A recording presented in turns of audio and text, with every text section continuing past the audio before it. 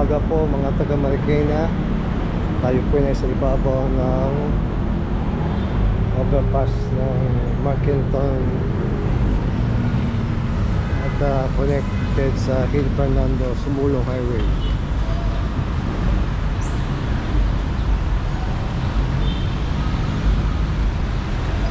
Yung Blue Way.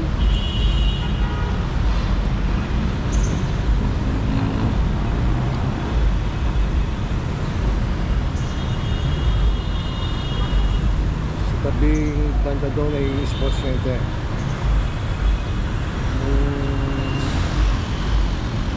1970s or 80s, mga taga Marikina alam to. Ito po ay Sumulong Highway na wala pa pong bahay sa tabi dito. Ang meron lang po dito ay sports center at ang Rodriguez Hospital dito. Pag dumiretso kayo sa Sumulong Highway, kabila, wala pa pong kabahay-bahay dyan. Alam po ng mga taga-Marikina yan. Ang tanging andito lang po yung mga puno ng ipil. Pagkabila, puro bukid na ito. Paligid ay bukid. Tapos itong kalsadang to connected to papuntang wala pang Marquez Highway. Ito ay Marikina subdivision lang. Ito ay wala. Ito ay bukid dyan. Ngayon ano po na po na-establish ito. Natayo po ito ay 2005 itong Blue Way batong Marquez Residential under po ni Bayani Fernando. Siya po nag-benefit ng Hill Fernando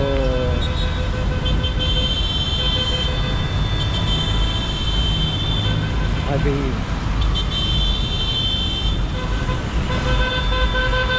Ngayon ilang 3 dekada yun na po ngayon ating Marikina.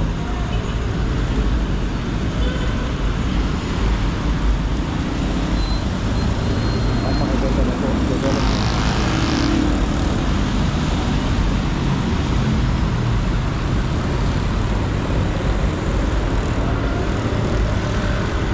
At may overpass pa. Yan.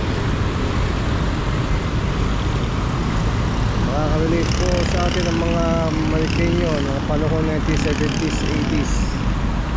Alam nila kung ano ang itsura ng Marikina at yung Sumulong Highway ng mga panahon na yun.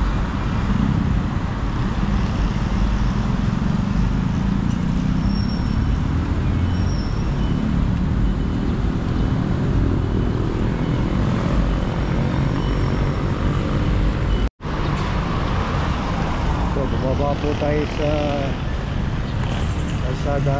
Kita po natin ang footbridge ngayon.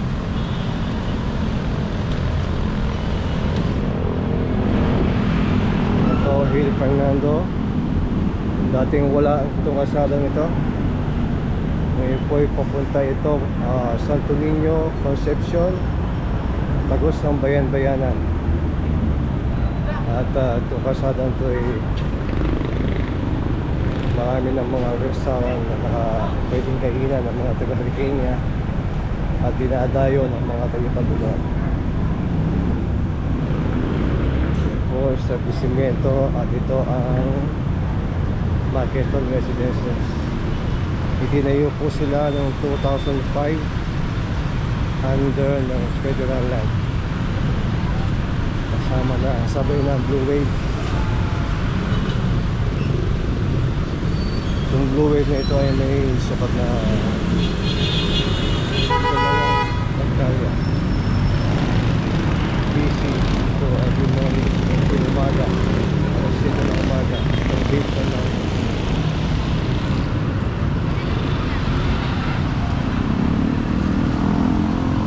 Diretso na po yan hanggang sa Concepcion.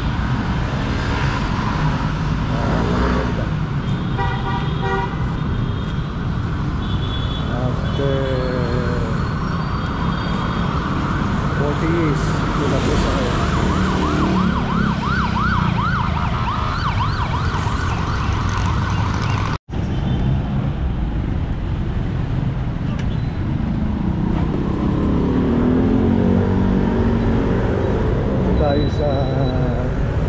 kanto ng Sumunong Highway at Toyota ating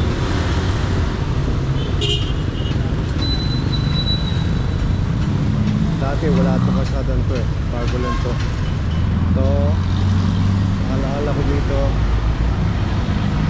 may bakod natin sa likod nito sports center. May bakod dyan ang likod bukid, wala ito, wala ito McDonald's, bukid lang to. May mataas sa bakod to, yung side na ito, lahat ng side ng sports center lahat may bakod. Yan, dumating nung turnover na sa Marikina ang sports center, si BF ang nagtanggal ng bakod at ginawan lang parang screen this wire. Ito, diretso ito hanggang doon, bakod dyan.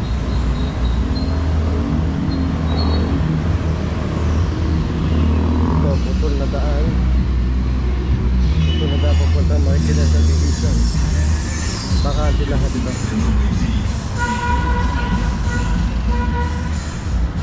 Bakante. Naalala ko pa nung sumisilip pa ako sa bakod ng dito. Tumitingin ako, may mga isda dito sa may banda dito. Kasi tubig. May purgamot, may tubig. Nakakita kami ng mga dalag. Yan o.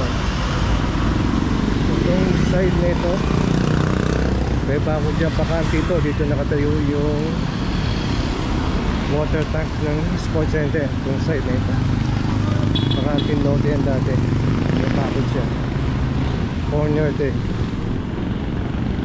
Itong side ng munisipyo, sa likod niya dating may mga police detachment. Ang likod niya bakante yan, bakante bukid lahat yan. Sa Marikina ngayon may tamang pamilya ng mga tao. Okay, ito sinasabi ko na walang tao, walang bahay dyan, bukid dyan. Itong nakikita nyo ngayon, bukid dyan unang panahon ng 1970s and 80s.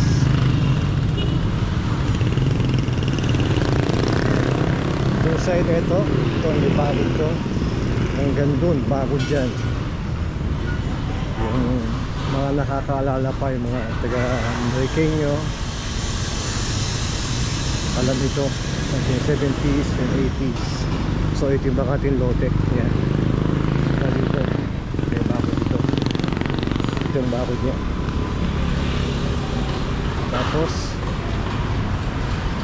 yung structure ng ito is pareho na kalsada ito, kalsada nung araw ito palabas. Ito ang gate niya, palabas ito ang gate. Tapos siyang bakanting lote, meron siyang power ng tubig, parang siyang flying saucer, malaking malaki. Ito ganito. Ito pala yun. Tapos yung sulok niya, katabi niya, 4 na poste na mula doon, sa doon, 4 na poste na malalaking ilaw. Pag binuksan mo siya, kitang kita yung umaabot yung ilaw hanggang Concepcion sa lakas ng ilaw. Ayan, bakod dito ito na siya ngayon, tinanggal yung bakod at pumalit. Ito na, pumalit ito. Next one.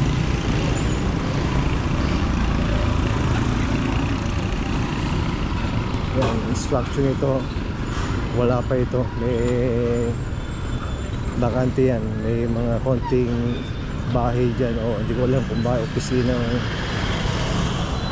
Ito bakante din. Yung kanto na yun, doon sa may 7-Eleven ba yun? Kanto. Yun yung dating basketball court. Basketball court yan, yung kanto na yan. Open basketball court. Tsaka nagpa-basketball ng araw. Ito, shoe trade fair. Mula doon hanggang dito. Paikot yan. Bilihan ng mga sapatos. Papakit kasi mamaya.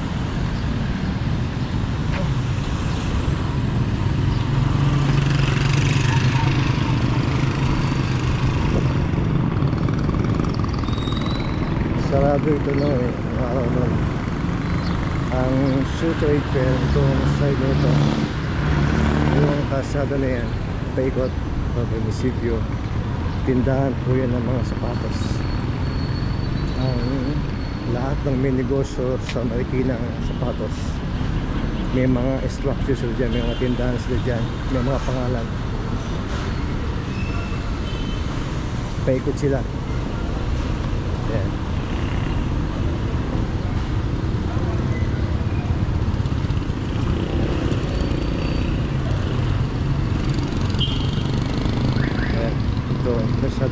Pasada na yan. Tapos itong side na ito, tindahan ng mga sapatos to, mula doon sa kanto hanggang paikot ang kabilang side, tindahan ng mga sapatos yan.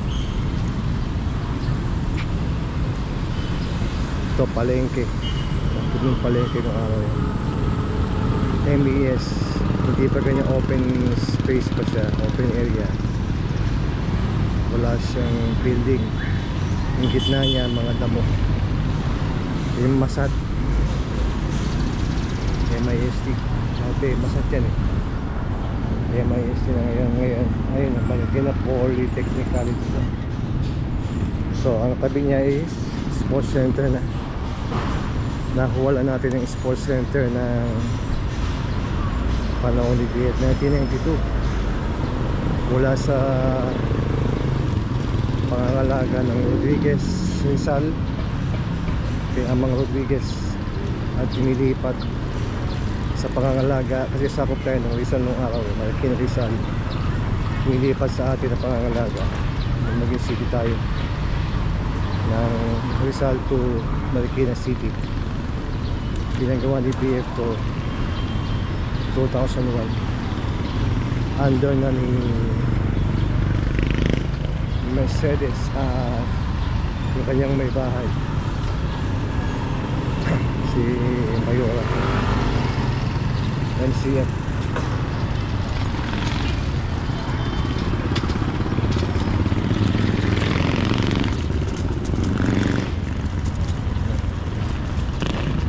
Ito na ang Marikina Sports Center ngayon. Ito na ang itsura ng Marikina.